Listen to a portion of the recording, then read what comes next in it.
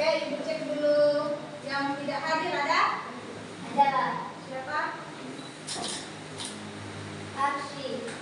Kenapa sih tidak hadir? Malas, Ibu. Malas memang itu aneh. Alasannya sakit. Oke, tidurnya dulu. Kenapa tahu ya sih? Menggigil, Bu. Iya.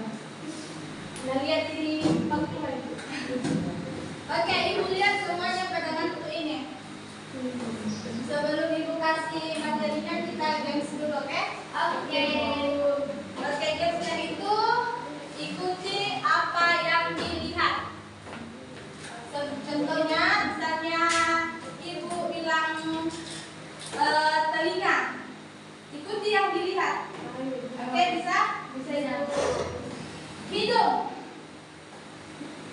Kasar, kelompok sedikit. Iya, Oke, Bu. kita ulang. Mulut.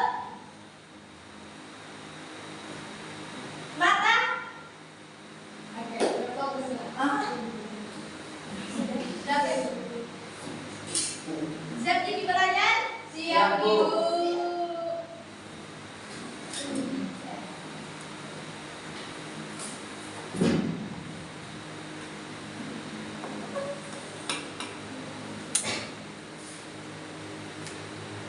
Ya.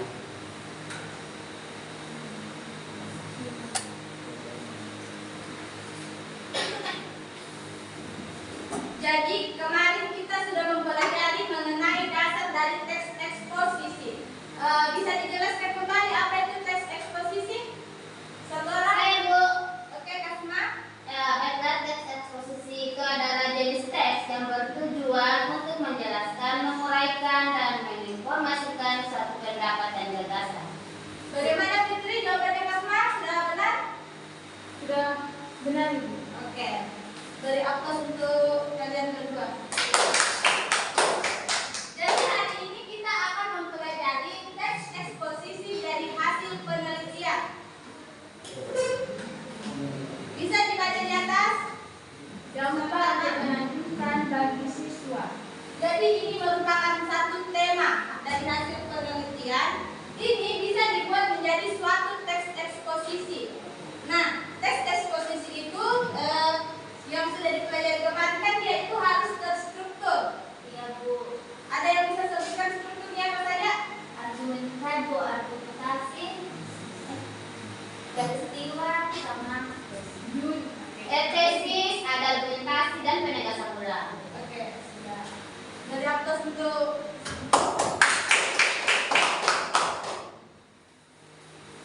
jadi Ibu akan menjelaskan kembali mengenai struktur teks eksposisi. Sudah jelas? Iya, Bu, kurang.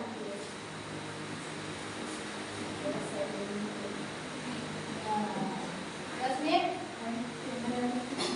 Yang pertama tadi ada tesis.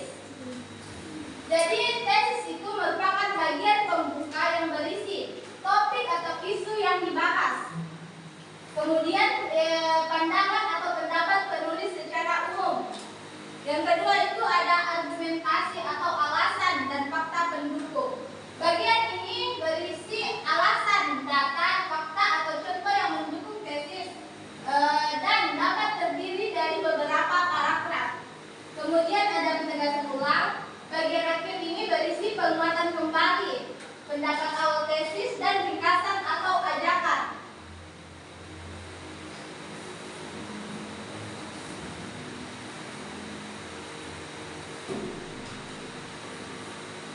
Bisa dibaca di atas merupakan salah satu contoh teks eksposisi dari hasil penelitian. Ada yang bisa baca satu orang?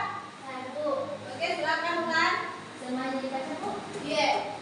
Jadi judulnya itu pengaruh penggunaan gawat terhadap konsentrasi belajar siswa. Bagian tesis, penggunaan gawat atau HP tablet yang berlebihan dapat menurunkan konsentrasi belajar siswa. Hal ini diperkuat oleh data penelitian yang menunjukkan dampak negatif gawat terhadap fokus belajar. Bagian argumentasi, sebuah penelitian dilakukan oleh guru di SMP Negeri 2 terhadap 40 siswa kelas 9. Dari hasil observasi dan kuesioner ditemukan bahwa 75% siswa menggunakan gawat lebih dari 4 jam sehari. 65%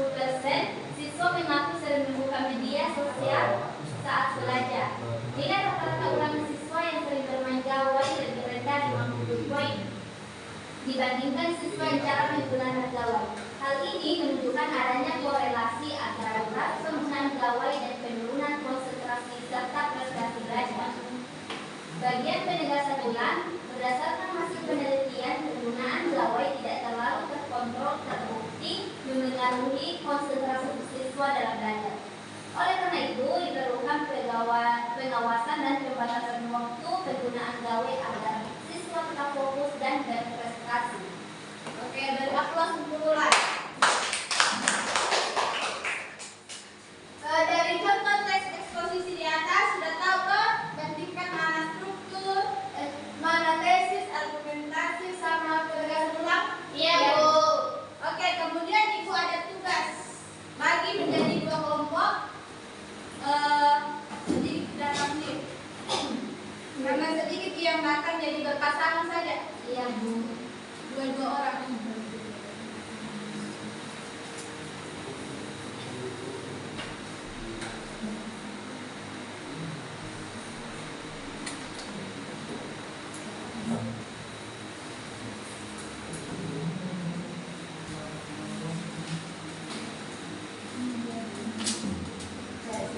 Sudah dibaca tugasnya? Fokus dulu. Sudah dibaca tugasnya? Sudah, Ibu. Mengerti? Ngerti. Jadi di situ disuruh cari satu tema, terus kita jadikan menjadi teks eksposisi. Iya, Bu.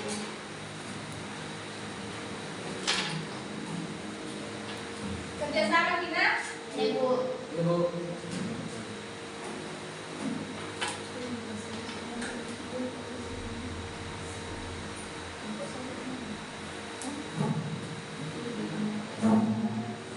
Bagaimana itu mengerti? Di atasnya. Mas berapa di atas? Sebentar, Bu. Kalau ada yang mau ditanya, bertanya gini. Ibu. Ingat strukturnya, nak?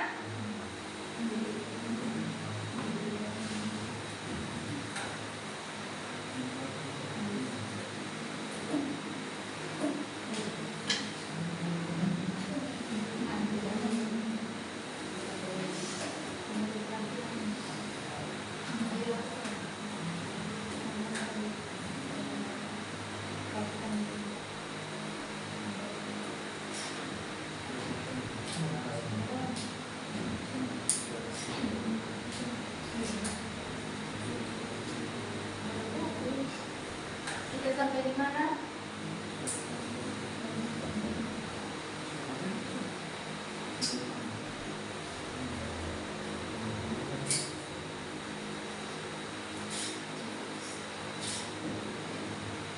Sudah bisa terlakukan janji?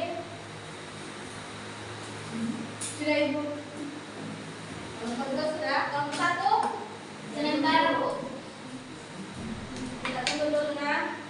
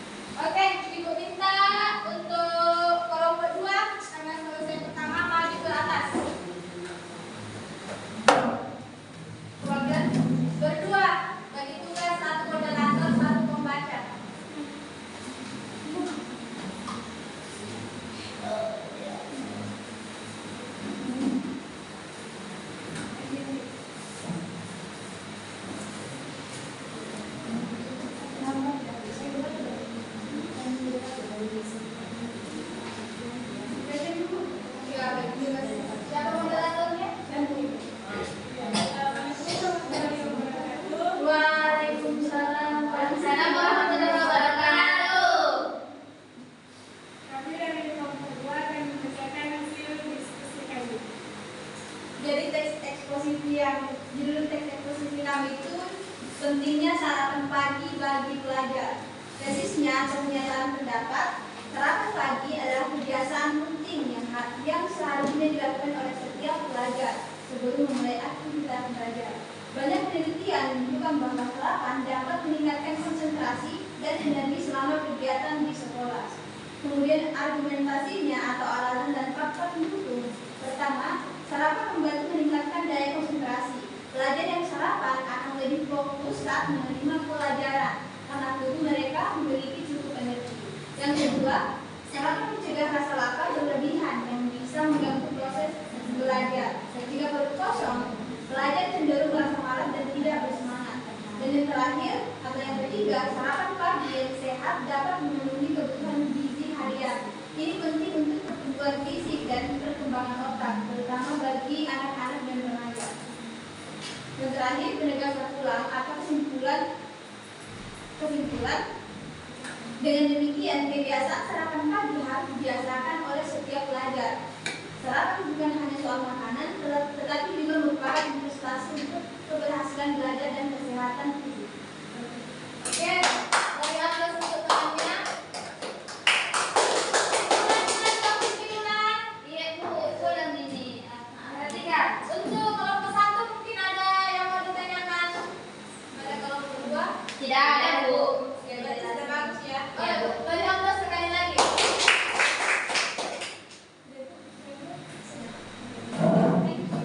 Untuk kelompok 2 silakan.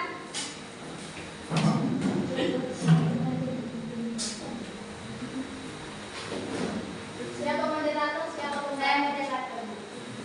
Jadi, assalamualaikum warahmatullahi wabarakatuh.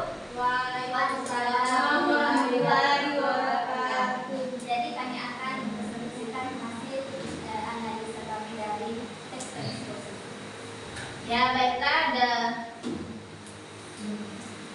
dari judulnya itu manfaat membaca buku.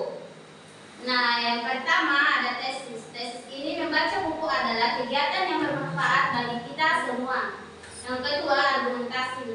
Nah, dengan membaca buku, pengetahuan kita akan bertambah. Yang ketiga penegasan ulang.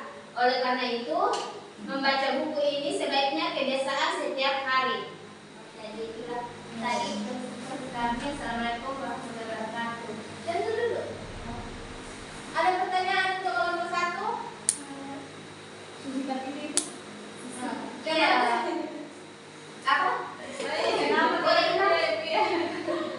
Bertanya nih. Saya akan menjawabnya dengan baik hati. Ada. Dengan kita tesisnya itu membaca buku adalah kegiatan yang bermanfaat bagi kita semua. Tidak dapat menentukan. Mungkin menurut mereka itu kurang panjang deh. Iya, karena memang ini saya jelaskan ulang bahwa bagian ini kan hanya untuk bagian strukturnya saja yang penting.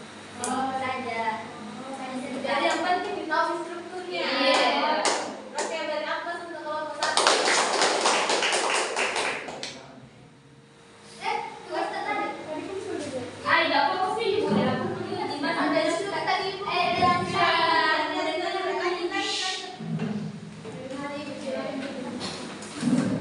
Jadi tadi kalian sudah bisa membuat teks eksposisi dari hasil penelitian. Nah, kalau kalian sudah membuat berarti sudah tahu juga ciri-cirinya toh.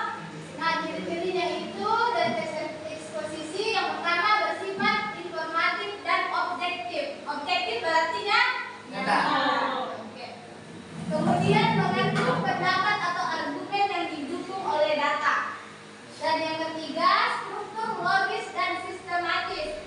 Biasanya terdiri dari strukturnya tadi itu ada tesis, argumentasi, dan penjelasan ulang.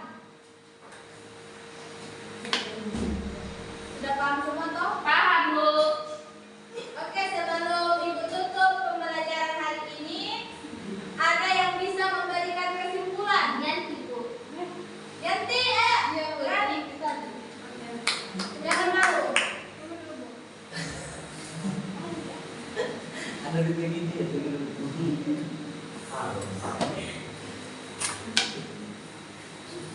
Tadi dulu deh. Sembilan. Ya, Yanti. Yanti. Sebelas. Empat sama. Usia. Jokowi. Empat. Sekarang ada. Yang ditahu saja. Jadi posisi itu Bu. Iya. Posisi adalah bagian akhir uang Iya, benar kan? dapat tercantum dalam teks. Bisa dilihat suaranya? Teks eksposisi adalah bagian akhir yang berisi penjelasan ulang dari pendapat atau argumen yang telah disampaikan dalam teks. Oke. Dari apa? Oke, kesimpulan dari buku dengan teks eksposisi bertujuan untuk menjelaskan dan menginformasikan tentang berbagai aspek seperti konsep dasar, teori dan praktek dalam suatu bidang tertentu, misalnya pendidikan. Oke, sebelum mengakhiri pembelajaran hari ini, karena waktu juga menunjukkan sudah mau pukul 12, kita mau sholat dulu. Ibu kasih dulu motivasi.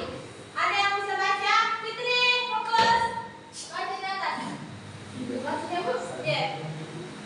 Belajarlah untuk masa depan. Setiap pembelajaran yang kamu pelajari hari ini akan membantu membentuk masa depanmu. Jangan ragu untuk berusaha dan mencapai impian.